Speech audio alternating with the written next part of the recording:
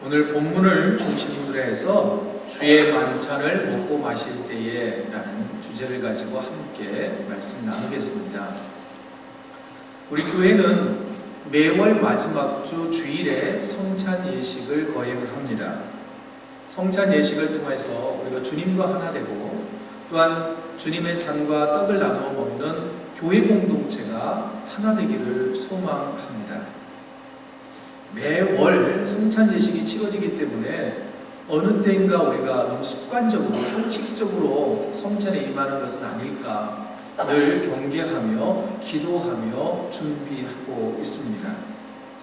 또한 성찬에 임하는 저와 우리 모든 성도들이 성령님의 임재와 또 성령 하나님이 베풀어 주시는 신비한 우리가 예상하지 못했던 그런 여러 치유하심과 또한 기쁨과 행복이 나타나기를 기대하며 성찬을 진행을 합니다. 그러기 위해서는 우리가 그런데 성찬에 참여하면서 더 큰 은혜와 축복을 경험하기 위해서는 성찬이 무엇인지를 이해할 필요가 있습니다. 그래서 오늘 저는 여러분들과 함께 고린도전서 11장에서 사도 바울이 고린도 교인들을 향하여서 도대체 성찬이란 무엇인지 그리고 언제부터 시작되었는지 어떻게 성찬을 내 성도들이 임해야 하는지에 대해서 가르치고 있는데 그 내용을 함께 살펴보려고 합니다.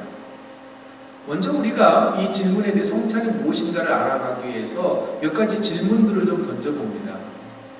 과연 우리가 이 앞에서 우리가 좀 전에 행했던 이 성찬은 언제부터 시작된 것인가? 역사적 기원은 무엇인가? 누가 이것을 만들었는가? 라고 하는 질문입니다. 또 하나의 질문은 누가 성찬 예식에 참여할 수 있는가? 도대체 그 기준은 무엇인가? 또 우리가 이 떡과 잔을 나누는데 우리가 먹는 이 작은 전병과 포도주가 과연 단순하게 떡과 포도주만을 먹는 것인가? 아니면 또 다른 더 깊은 의미가 있는 것인가? 더 나아가 우리가 성찬을 참여하는 성도들의 자세는 어떻게 해야 하는가? 성찬을 받기 전에 어떤 준비가 필요한가에 대해서 한번 살펴보고자 합니다. 첫째, 성찬의 역사적 기원은 무엇일까요? 성찬은 예수님께서 가룟 유다의 배반에 의해서 로마 병정들과 그리고 종교 지도자들에 의해서 붙잡히시기 전날 밤에 12제자들과 함께 주의 만찬을 나누는 것으로부터 시작을 합니다. 신약성경 마태, 마가, 누가복음의 공이 언제 어떻게 시작되었는지 정확하게 기록을 하고 있는데 모두 다 이 세 복음서의 기록을 보면 그 시작점이 예수님께서 잡히시던 날 밤이라고 말해주고 있습니다. 그리고 누가 이 성찬을 시작하고 있느냐면 예수님께서 시작하고 계신 것을 기록하고 있지요. 그러면서 예수님께서 이렇게 말씀을 하십니다. 잔을 들고 축복 기도하시고 또 떡을 들어 축복 기도하시면서 이렇게 말씀하시죠. 이 떡은 너희를 위하여 찢김받은 내 몸이라. 또 잔을 들어서는 이것은 너희를 위하여 흘림받은 나의 피라, 언약의 잔이라 이렇게 말씀하시면서 제자들에게 나눠주셨고 먹게 하셨다는 것입니다. 그러면서 예수님께서는 이렇게 말씀하셨어요. 이 주의 만찬을 내가 다시 오는 그날까지 영원토록 기념하고 이것을 지켜 행하라. 그리고 먹고 마실 때마다 내가 행한 이것을 기념하라 라고 주님은 말씀하셨다는 것이죠. 자, 그리고 이 명령에 따라서 주님 다시 올 때까지 이 성찬을, 주의 만찬을 계속해서 예배 때마다 거행하라라고 하는 주의 명령에 따라 이제 제자들과 그리고 초대의 교회는 계속해서 예배 때마다 성찬을 했다라고 하는 것을 오늘 본문에 기록되고 있습니다. 자, 제자들이 이제 교회 공동체를 이룹니다. 그리고 그 교회 공동체는 시간 역사에 따라서 점점 발전하고 점점 확대되어지죠. 그 가운데 초대교회 가운데 고린도에 있었던 고린도 교회가 있습니다. 그 고린도 교회도 오늘 본문을 보시면 20절에 고린도 교회 성도들도 함께 모여서 성찬을 행했다라고 하는 기록이 있습니다.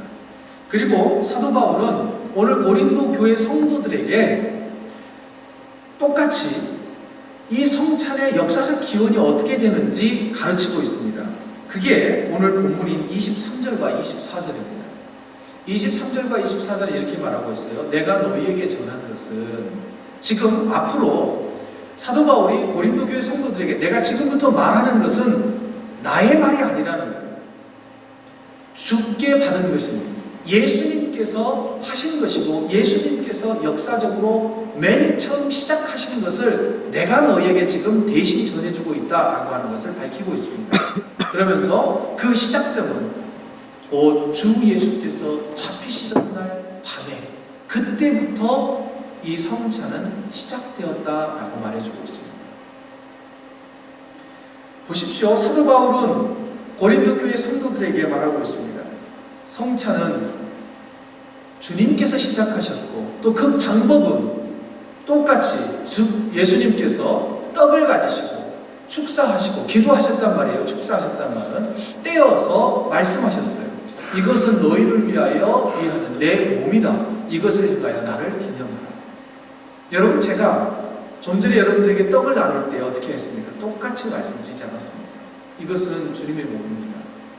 이것을 받으라 먹으라 하신 주님의 명령에 따라 우리는 이것을 나눠 먹습니다라고 말씀했습니다. 주님께서 하셨던 그대로, 그 모습 그대로 우리는 지금 성찬에 임하고 있다는 것입니다. 사도 바울이 전하는 메시지는 뭐냐면, 지금 우리가 하고 있는 이 성찬은 주님이 가르쳐 주신 그 방법대로 행하고 있다라고 하는 것입니다. 자, 여러분, 많은 분들이 이렇게 이야기를 합니다. 이 성찬은 혹시 로마 카톨릭 교회에서 가르쳐 주는 거 아닙니까?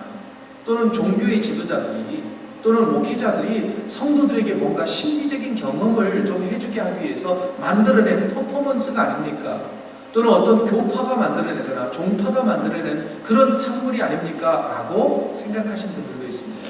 그러나 성찬은 누가 처음 시작하셨습니까? 예수님께서 처음 시작하셨고, 그 방법은 누가 가르쳐 주셨습니까? 예수님께서 방법도 가르쳐 주셨다라고 하는 것입니다. 그렇다면 이 성찬의 역사적 기원은 예수님부터고, 또한 그 중심에 누가 계십니까? 예수님이 계신다는 것입니다. 두 번째입니다. 그러면 누가 성찬에 참여할 수 있느냐?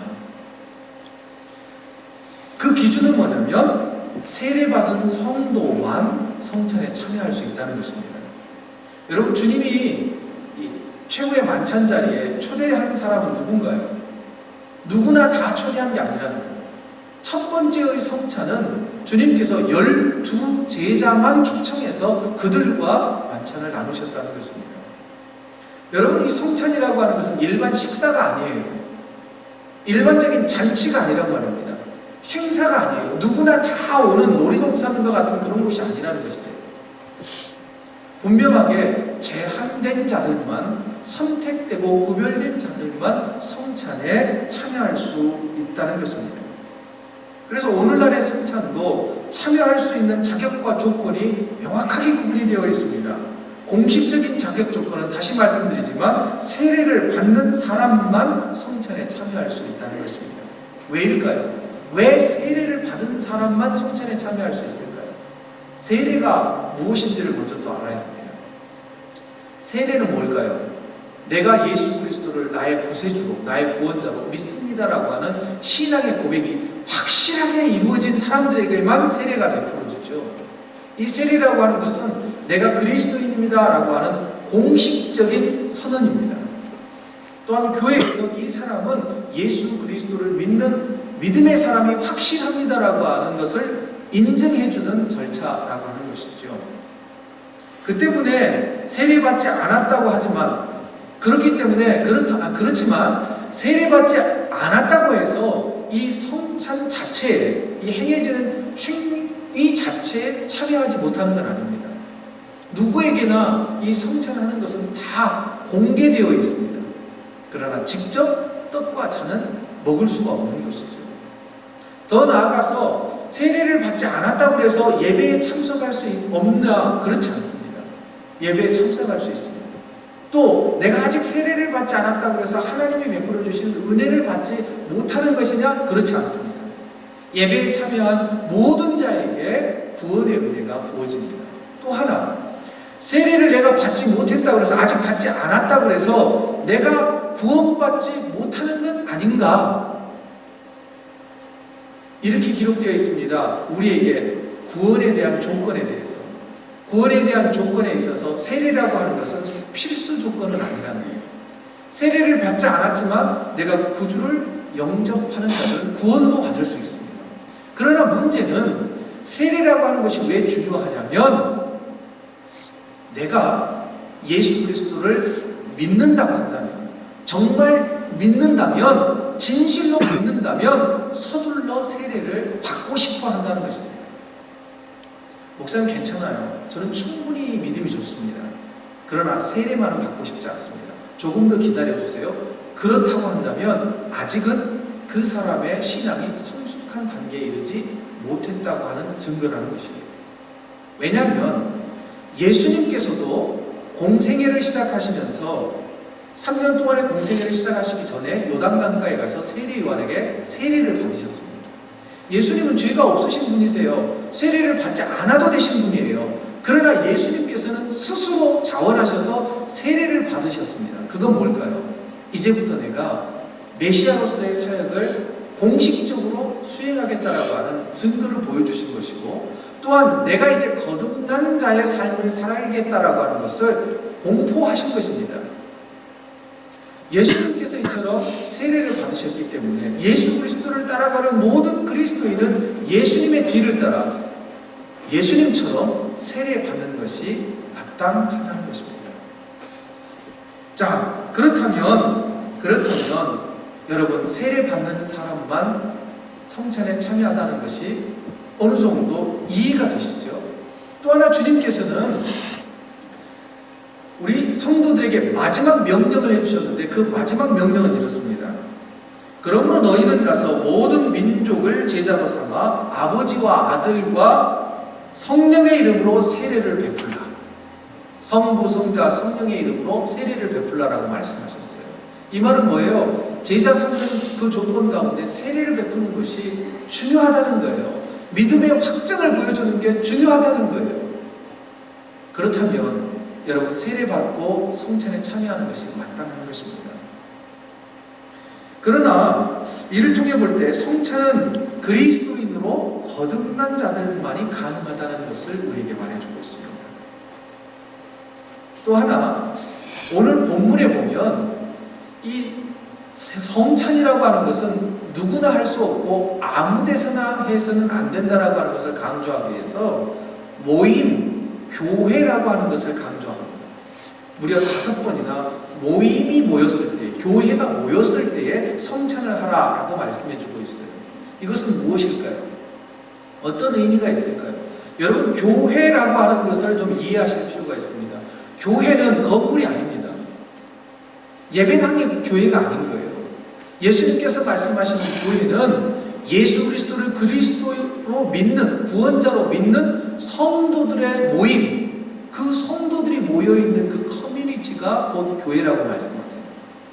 그렇다면 사도 바울이 고린도 교회 성도들에게 말하는 거예요. 성찬이라고 하는 것은 모였을 때 예수 그리스도를 구주로 모인 그 모임에서 성찬을 행해야 한다는 거예요. 곧 교회 공동체 안에서 성찬이 이루어져야 한다는 것이죠. 또 하나, 그렇다면 교회가 뭐라고요? 예수 그리스도를 구주로 믿는 고백되어진 사람들이 모였다는 거예요. 사도 바울이 말하는 전제 조건도 성찬에 행하기 위해서는 그 고백이 확실하게 있는 사람만 성찬에 참여할 수 있다는 겁니다. 그 조건은 세례라고 하는 것이죠. 한 걸음 더 나아가서, 그러면 목사님, 우리 아이는 유아 세례를 받았는데 왜 성찬에 참여를 시켜주지 않는 겁니까? 이렇게 질문할 수 있습니다. 그 질문에 대한 답은 세례와 똑같습니다. 유아 세례라고 하는 것은 이런 거예요. 두 부모님이 다 신앙을 가지고 있고 세례교인이거나, 아니면 한 부모만, 엄마나 아빠 중에 한 명만 세례교인이면 어린아이는 2세 미만의 아이들, 2살 미만의 아이들은 유아 세례를 받을 수가 있습니다. 그런데 유아 세례라고 하는 것은 누구의 신앙으로 세례를 받는 거예요? 부모의 신앙으로 세례를 받게 하는 겁니다. 부모의 신앙을 가지고 우리의 자녀를 신앙으로 양육시키겠습니다라고 하는 서약인 거예요. 이 아이가 스스로 한 게 아니라 부모가 한 거란 말이죠. 그렇기 때문에 유아 세례 받은 아이들은 한국의 교리에 의하면 15세가 되면 그들에게 묻습니다. 아이야, 내가 예수 그리스도를 구주로 정말 믿니? 구원자로 확실하게 믿니? 라고 묻습니다. 그 묻는 예식을 뭐라고 하냐면 입교식이라고 합니다. 그래서 우리가 부활주일에 유아 세례 받은 아이들 가운데 15세 이상이 된 아이들을 입교 예식에서 이제 공식적으로 너의 신앙을 고백을 듣고 이제부터는 성찬에 참여할 수 있게 하겠다는 거예요. 자, 이처럼 세례라고 하는 것은 우리의 신앙을 확증해주는, 공식적으로 선포해주는, 또 하나 교회 공동체 안에 정회원이 되었다고 하는 아주 중요한 예식인 것입니다. 그 회원이 된 자들만 성찬에 참여할 수 있다고 쉽게 설명드릴 수가 있습니다. 그렇다면 여러분, 이 모든 것들을 종합해 볼 때 성찬에 참여하는 것은 세례 교인이 누리는 특권인 것입니다. 굉장한 특권인 거예요. 보세요. 나는 하고 싶지만 못하는 사람이 있지 않습니까? 더 나아가서 우리의 자녀들과 아직 신앙생활에 이제 막 시작하셨다면 서둘러서 믿음을 고백하시고 세례를 받으십시오. 그러면 됩니다. 너무 서운해하지 마세요. 처음 교회 왔더니 지네들끼리만 나누어 드시고 나는 멀뚱멀뚱 쳐다보게 하더라. 또 하필이면 우리 아이 오늘 데려왔는데 나도 먹고 싶다고 울어서 오늘 완전히 교회 가가지고 서운한 마음만 가득하고 왔네. 내가 다음부터 교회 안 가야겠다. 봐라, 교인들은 이기적인 사람들이야. 지네들끼리만 나누어 먹었어. 상처받지 마세요. 이런 제한적인 교리가 있고 또한 확실한 믿음의 고백이 있는 사람들만 성찬에 참여할 수 있게 되는 것입니다. 이 특별한 특권을 우리가 귀하게 생각해야 돼요. 그래서 우리 교회 역사를 보면 교회 안에서 이런 기록들이 남아 있습니다. 저 금산에 가면 아주 시골 교회, 아주 기역자 교회라고 하는 이 교회가 있는데요. 그 교회 가면 이런 교회의 기록이 남아 있습니다. 성도 누구 또 성도 누구는 노름했기 때문에 또는 이렇게 바람을 피웠기 때문에 부모를 공경하지 않았기 때문에 성찬에 참여하지 못하게 한다라고 하는 기록이 있어요. 이게 교회에 있어서 굉장한 징벌이었습니다. 권징이라고 표현하거든요. 그러니까 수찬정지라고 그래요. 2개월 동안, 3개월 동안 성찬에 참여하지 못합니다. 그건 굉장히 수치스럽게 생각을 했어요, 당시 사람들은. 그리고 요즘에는 그런 게 별로 없죠. 집사님, 지난주에 카지노 갔다 오셨죠? 이번 주는 이거 하시면 안 됩니다. 화투 치셨으니까 안 됩니다. 이렇게 한다면 큰일 나죠. 그러나 그만큼 우리 초대교회 성도들은, 우리 한국교회 초기 성도들은 이 성찬이라고 하는 것이 아주 특별한 자들에게 주어지는 성도의 특권이라고 생각했다는 것입니다. 그리고 그만큼 귀하게 여겼다는 것이에요. 여러분, 성찬에 참여하고 있다는 게 귀한 하나님의 은혜라고 하는 것을 기억하십시오.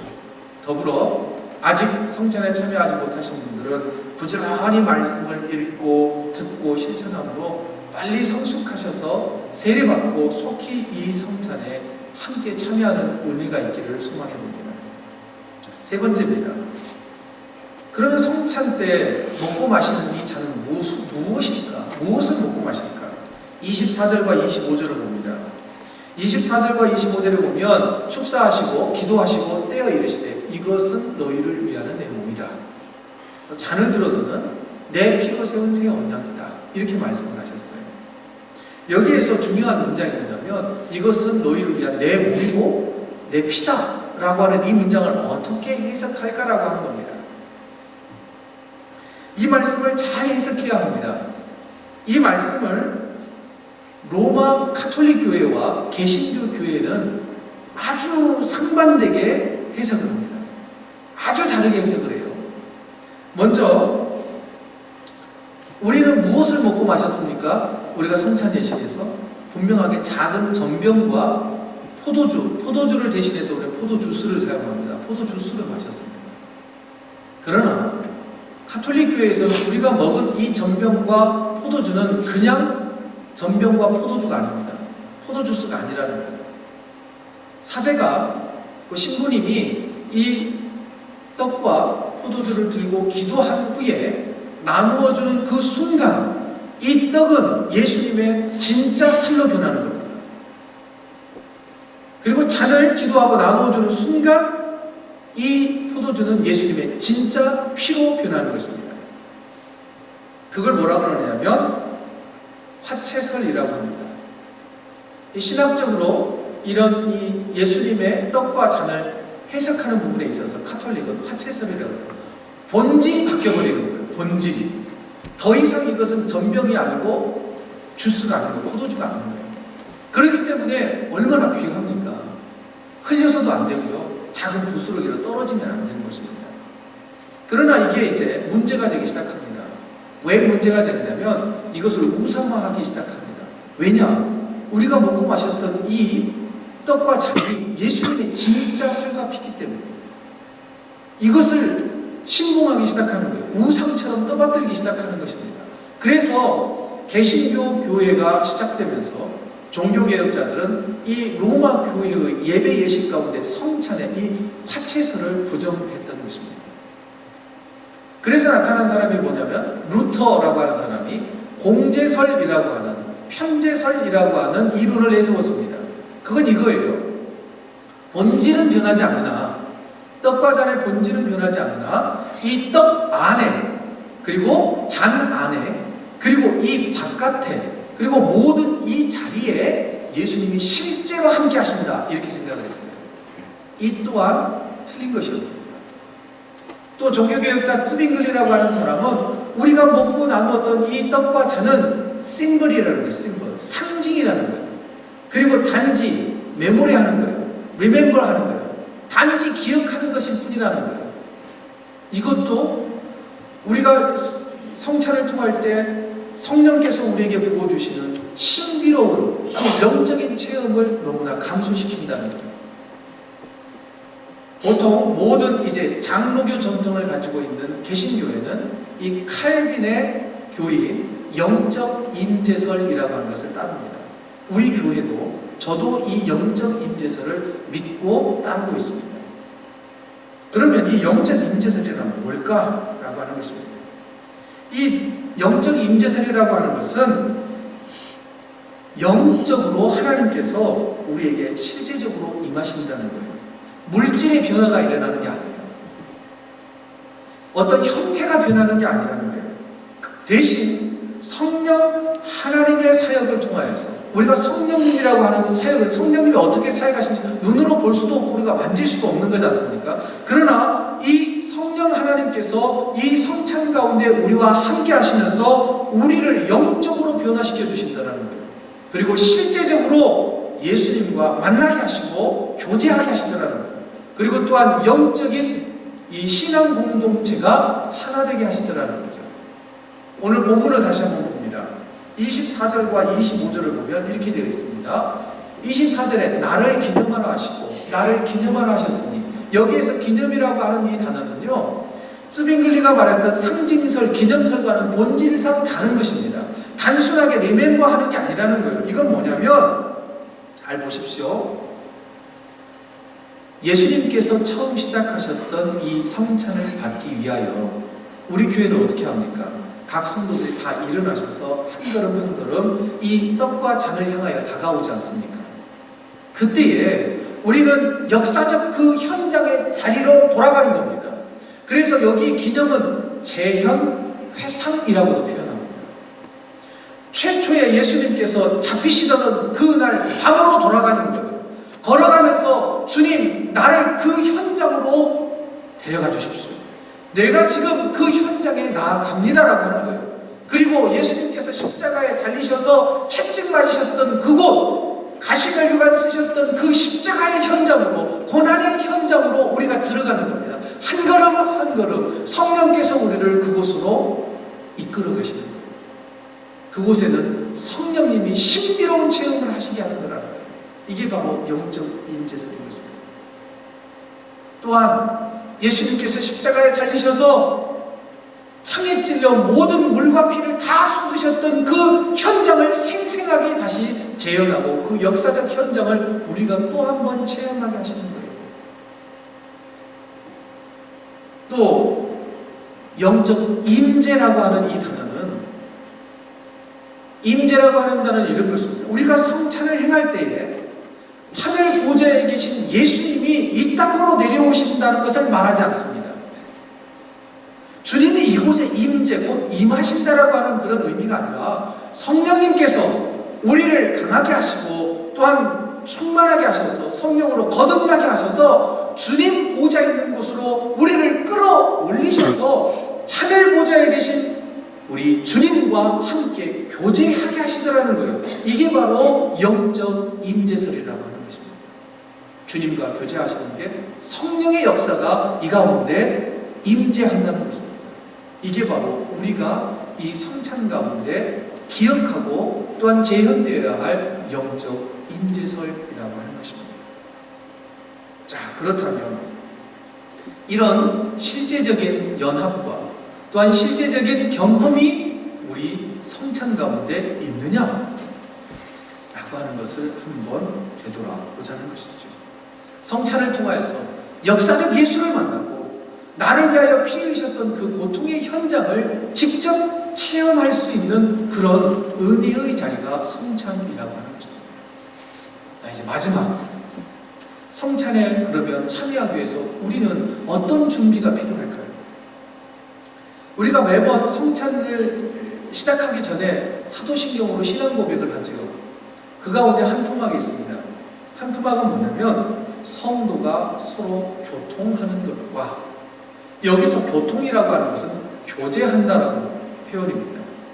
라틴어로 말하자면 코이노니아라고 하는 표현이에요. 함께 교제하는 거예요. 함께 사귀는 거예요. 그러나 오늘 본문에 등장한 고린도 교회는 이런 사귐이 없었습니다. 교통이 없었습니다. 서로 사랑하는 연합이 없었습니다. 서로 파당이 지어서 서로 싸우는 교회였습니다. 그리고 교회 안에 신분과 빈부의 격차가 너무나 심하게 나서 가난한 자들과 부한 자들이 서로 섞이지 않는 그런 교회였습니다. 당시 초대교회의 이 성찬은요, 애찬이라고 하는 것과 함께 병행되었습니다. 애찬을 쉽게 표현하자면 우리가 파틀락 하는 거하고 똑같습니다. 내가 먹을 수 있는 것, 음식을 싸우는 거예요. 그래서 먼저 음식을 나눠 먹고 성도들이 다 모였을 때 이 성찬을 통하여서 다시 우리가 한 가족이요, 예수의 피로 하나 된 형제자매라고 하는 것을 확인하는 예식을 했습니다. 문제는 고린도가 부자 동네거든요. 그러다 보니 이 부자 성도들 가운데는 음식을 싸울 때 기름진 것들, 그리고 아주 귀한 포도주를 싸우는 거예요. 그래서 성도들이 다 모이기도 전에 흥청망청 서로 나눠 먹기 시작합니다.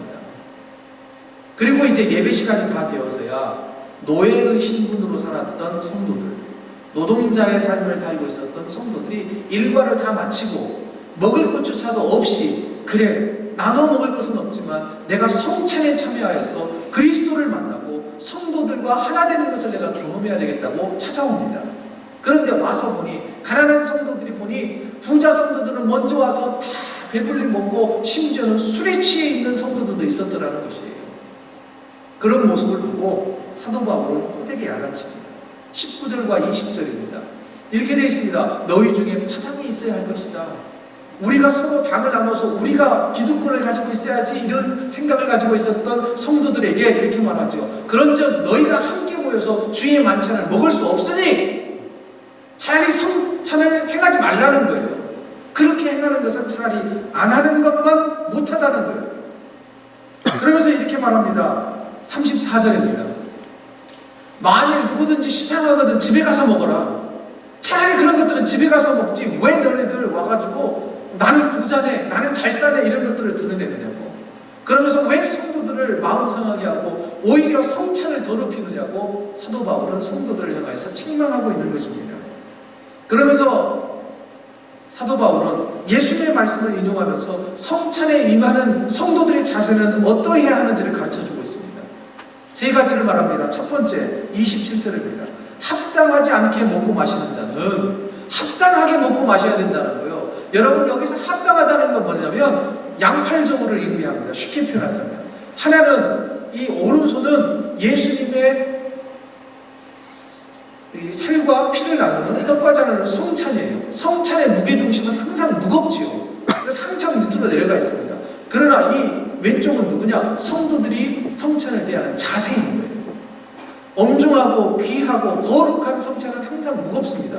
그러나 문제는 우리 이 성찬을 대하는 성도들의 삶의 태도가, 대하는 영적인 태도가 진중하고 신실하고 거룩해야만 균형을 맞출 수 있다는 거예요. 그러나 너희들의 삶은 항상 이게 치우쳐 있다는 거예요. 그러니 이것을 균형을 맞추지 않고 성찬에 참여하는 것은 옳지 않다라고 우리에게 말씀을 하고 있는 것이에요. 또 하나, 두 번째입니다. 28절에 사람이 자기를 살피라는 거예요. 자기를 살펴보라는 거예요. 여기서 살핀다는 건 뭐냐면 우리가 이 보석을 세공할 때 어떻게 합니까? 다 녹이지 않습니까? 녹여서 뭐 해요? 불순물을 건져내는 겁니다. 그 말이에요. 지금 성찬에 임하기 전에 과연 우리의 삶이, 일상의 삶이 얼마나 거룩하냐, 그리고 죄로부터 얼마나 멀리 떨어져 있느냐, 구별되어 있느냐, 스스로를 살핀 뒤에 성찬에 참여하라는 거예요. 아무 뜻도 없이 그냥 행하는 행사처럼, 그냥 우리가 먹고 마시는 것처럼, 우리 교회 어느 날 카스테라에서 전병으로 바뀌었네? 카스테라 할 때는 맛있었는데 이건 맛도 없고 이게 뭐야? 이런 생각하는 게 아니라는 거예요. 여러분, 스스로 우리가 거룩해져야 된다는 거예요. 그렇기 때문에 성찬이 있기에 한 주간 전에 항상 광고를 하지 않습니까? 다음 주는 성찬이 있습니다. 기도로 준비하십시오. 거룩하게 준비하십시오. 구별되게 준비하셔야 됩니다. 그래야 은혜가 있습니다. 라고 하는 것이에요. 여러분, 성찬은 그저 작은 전병 나눠 먹고 포도주스 먹는 것이 아니라는 것이죠. 더불어 마지막입니다. 만일 그렇게 하지 않으면 주의 몸을 분별하지 못하고 먹고 마시는 자는 자기의 죄를 먹고 마시는 것입니다. 그 뒤에는 심판이 있다는 거예요. 책망이 있다는 거예요. 결국은 함부로 먹고 마셨다가는 오히려 먹지 않는 것만 못한 하나님의 심판과 저주가 따른다라고 하는 것입니다. 여러분, 그러니 이 성찬이요, 얼마나 무서운 것입니까? 우리에게 은혜를 끼치는 것이지만 준비되지 않는 자가 먹을 때에는 오히려 심판이 있다라고 하는 두려움 가운데 우리가 성찬을 임해야 한다는 것입니다. 그러나 구별된 자에게는 주님께서는 기쁨을 주셔요.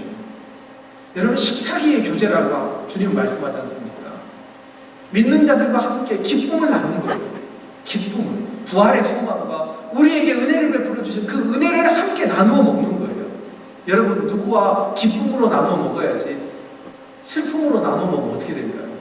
여러분, 제일 맛없는 식사는요, 먹기 싫은 사람과 함께 먹는 밥이에요. 여러분, 주님과 함께 나누는 식사는 기쁨의 자리여야 합니다. 우리가 준비되어질 때 기쁨이 있는 거예요. 죄를 멀리하고 구별되었을 때 이 성찬을 먹을 때 우리에게 참된 기쁨이 있는 거예요. 우리의 영혼의 만족이 있는 거예요. 자, 다음 달도 부활주일날 성찬을 우리가 함께 또 거행할 것입니다. 그때는 우리가 조금 더 신실하고 거룩하고 준비된 자세로 성찬에 임하여서 주께서 베풀어 주신 그 은혜를 충분히 받아 누릴 수 있기를 소망해 봅니다. 말씀을 마칩니다. 성찬은 주님께서 직접 제정하시는 것입니다. 거룩한 성찬 예식을 통하여서 역사적인 그 자리를 우리가 다시 재현하고 경험하는 복된 그 시간이 되어지길 원합니다. 또한 성도의 교제가 이루어져야 합니다. 더 나아가 구별된 자들만 이 성찬에 참여할 수 있습니다. 그 구별된 자들에게 하나님께서 은혜를 베풀어 주시고 복된 신비한 체험을 하게 하실 것입니다. 다음 성찬 때 그런 은혜가 우리에게 임하여지기를 기대하는 저와 여러분의 삶이 되시기를 주의 이름으로 축원드립니다. 아멘. 이 시간 함께 기도하지요.